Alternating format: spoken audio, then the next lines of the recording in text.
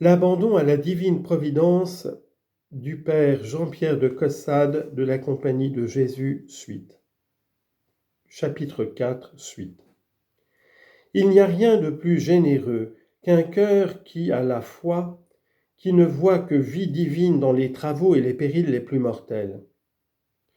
Quand il faudrait avaler le poison, marcher à une brèche, servir d'esclave à des pestiférés, on trouve en tout cela une plénitude de vie qui ne se donne pas seulement goutte à goutte, mais qui dans un instant inonde l'âme et l'engloutit. Une armée de semblables soldats serait invincible. C'est que l'instinct de la foi est une élévation de cœur et une étendue au-delà et au-dessus de tout ce qui se présente. La vie de la foi ou l'instinct de la foi est une même chose. Cet instinct est une joie du bien de Dieu et une confiance fondée sur l'attente de sa protection qui rend tout agréable et qui fait tout recevoir de bonne grâce. C'est une indifférence et une préparation pour tous les lieux, tous les états et toutes les personnes. La foi n'est jamais malheureuse, jamais malade, jamais dans un état de péché mortel. Cette foi vive est toujours en Dieu, toujours dans son action, au-delà des apparences contraires qui obscurcissent les sens.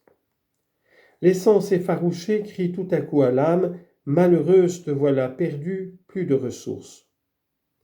Et la foi d'une voix plus forte lui dit à l'instant « Tiens ferme, marche et ne crains rien ». Excepté les maladies évidentes qui par leur nature obligent de demeurer alitées et à prendre les médicaments convenables, les langueurs, impuissances des âmes d'abandon ne sont qu'illusions et des apparences qu'elles doivent braver avec confiance. Dieu les permet ou les envoie afin de donner de l'exercice à leur foi et à leur abandon, qui en est le véritable remède. Sans y faire seulement attention, elles doivent poursuivre généreusement leur chemin dans les actions et les souffrances de l'ordre de Dieu, se servant sans hésiter de leur corps comme on fait des chevaux de louage qui ne sont que pour périr en servant à tort et à travers. Cela vaut mieux que toutes les délicatesses qui nuisent à la vigueur de l'esprit. Cette force de l'esprit a je ne sais quelle vertu pour maintenir un corps faible, et une année d'une vie noble et généreuse vaut mieux qu'un siècle de soins et de crainte. Il faut tâcher d'avoir habituellement un air et un maintien d'enfant de grâce et de bonne volonté. Ah, que peut-on craindre à la suite de la fortune divine ? Conduits, soutenus, protégés par elle, ces enfants ne doivent rien offrir que d'héroïque dans tout leur extérieur. Les objets effrayants qu'elle oppose à leur passage ne sont rien. Elle ne les appelle par là que pour embellir leur vie par des aventures plus glorieuses.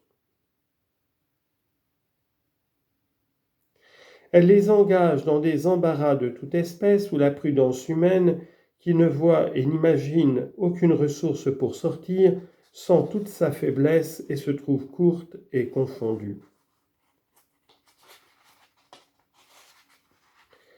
C'est là que la fortune divine paraît dans tout son éclat, ce qu'elle est à ceux qui sont tout à elle, et les dégage plus merveilleusement que les historiens fabuleux, livrés à tous leurs efforts de leur imagination, dans le loisir et secret du cabinet, ne démêlent les intrigues et les périls de leurs héros imaginaires qui arrivent toujours heureusement à la fin de leurs histoires.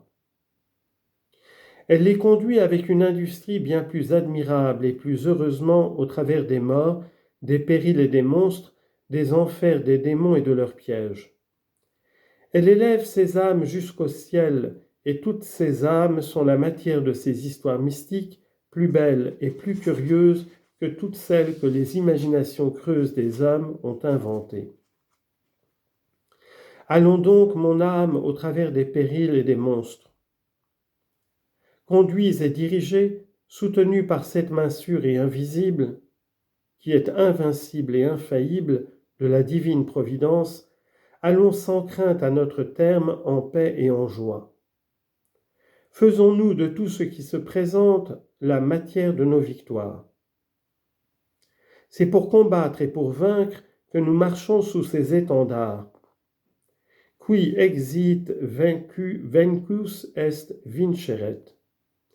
Il est sorti pour vaincre et vaincre encore. Apocalypse 6:2. Autant de pas que nous ferons sous ces auspices, autant de triomphes, ô mon âme. L'Esprit de Dieu a la plume à la main, et voilà le livre ouvert pour y continuer l'histoire sacrée qui n'est point encore achevée et dont la matière ne s'épuisera qu'à la fin du monde. Cette histoire n'est que le récit des conduites et des desseins de Dieu sur les hommes. Il ne tient qu'à nous d'y figurer dans cette histoire et d'en fournir la suite par l'union de nos souffrances et de nos actions à ces conduites. Non, non, tout ce qui se présente à nous, soit pour agir, soit pour souffrir, n'est pas pour nous perdre. On ne nous le ménage que pour fournir la matière de cette écriture sainte qui grossit tous les jours. L'amour de Dieu, la soumission à son action divine, voilà l'essentiel qui sanctifie l'âme, c'est tout ce qui dépend d'elle et c'est ce qui fait la grâce en elle par sa fidélité à y répondre. Une âme sainte n'est qu'une âme librement soumise à la volonté divine avec l'aide de la grâce. Tout ce qui précède le pur acquiescement est l'ouvrage de Dieu et non point l'ouvrage de l'homme le recevant à l'aveugle dans un abandon et une indifférence universelle.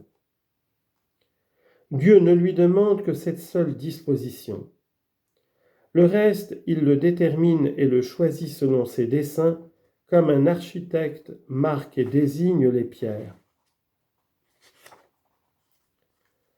Il faut donc en tout aimer Dieu et son ordre. Il faut l'aimer tel qu'il se présente sans rien désirer de plus. Que tels et tels objets soient offerts, ce n'est point l'affaire de l'âme, mais de Dieu, et ce qu'il donne est le meilleur à l'âme. Le grand abrégé de spiritualité que cette maxime, que cet abandon pur et entier à l'ordre de Dieu. Et là, dans le continuel oubli de soi-même, s'occuper éternellement à l'aimer et lui obéir sans toutes ses craintes, ses réflexions, ses retours, ses inquiétudes que donne le soin de son salut et de sa propre perfection. Puisque Dieu s'offre à nous pour faire nos affaires, laissons-les donc une fois pour n'être plus occupés que de lui-même et de ceux qui le touchent.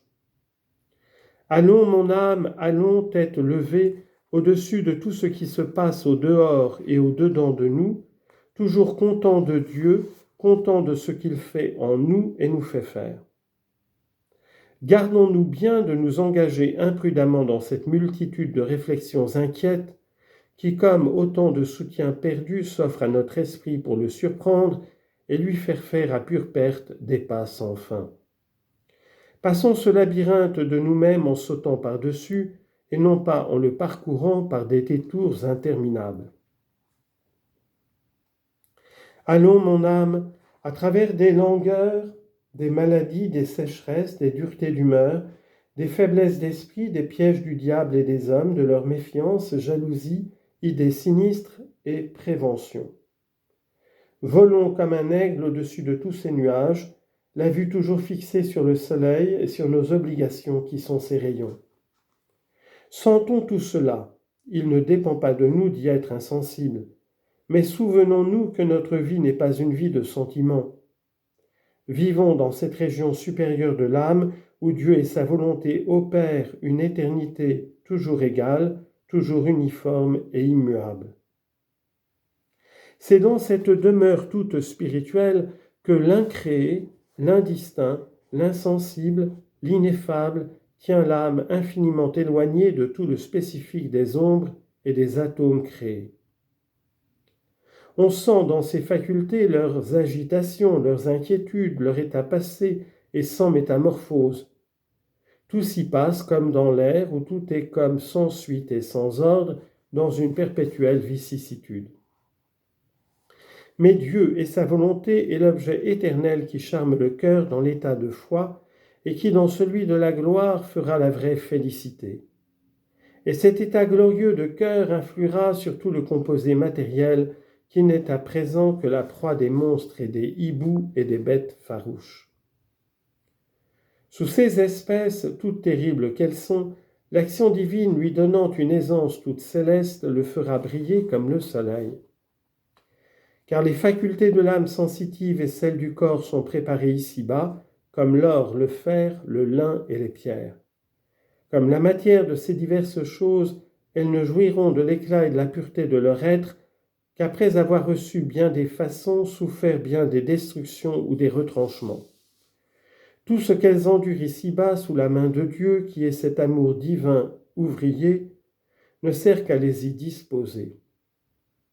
L'âme de foi qui sait que le secret de Dieu demeure tout à fait en paix, et tout ce qui se passe en elle, au lieu de l'effrayer, la rassure. Intimement persuadée que c'est Dieu qui la conduit, elle prend tout pour grâce et vit dans l'oubli d'un sujet sur lequel Dieu travaille, pour ne penser qu'à l'ouvrage commis à ses soins, c'est-à-dire à l'amour qui l'anime sans cesse à remplir fidèlement et avec exactitude les obligations. Tout le distinct en l'âme abandonnée est l'action de la grâce, excepté les péchés qui y sont légers, et que cette action même tourne à bien. J'appelle le distinct tout ce que l'âme sensible reçoit d'impressions affligeantes ou consolantes par les objets auxquels la volonté divine l'applique sans cesse et ne le fait que pour son bien. J'appelle distinct parce que c'est ce que l'âme distingue le mieux de tout ce qui se passe en elle. D'y trouver Dieu, c'est l'objet de la foi, de lui adhérer et de s'y soumettre en est l'exercice.